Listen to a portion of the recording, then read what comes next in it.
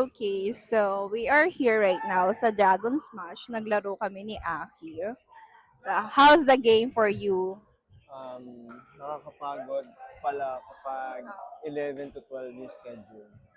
Kasi parang yun na yung Pahinga. pahinga mo, yung natitira mong energy gagamitin mo pa. So, Pero grabe, yung mga naglalaro dito, ano na, no?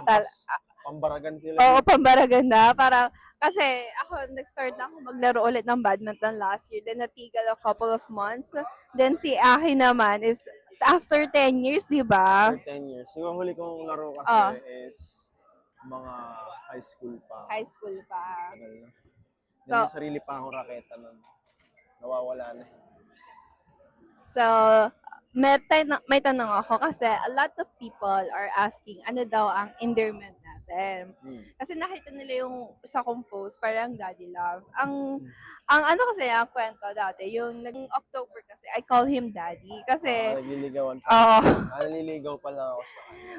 so, how do you feel when I called you daddy noon? Weird pero Masarap! Wow! masaya. Ay, Hmm. Alam mo yung weird na, okay. Pero do you like it? Oo naman. Kasi nga nasa age na ako na para, Gumawa na baby? maging daddy. Gumawa ng baby. Pwede rin, kung gusto mo. Gusto mo ba? Ang alam nga nila, hawak-hawak lang tayo ng biceps eh. Gusto O, mo tingnan na. mo, tingnan mo yan. Kung gusto mo na, sige. Hindi. Then, napunta sa love. Tapos, pinalitan ko.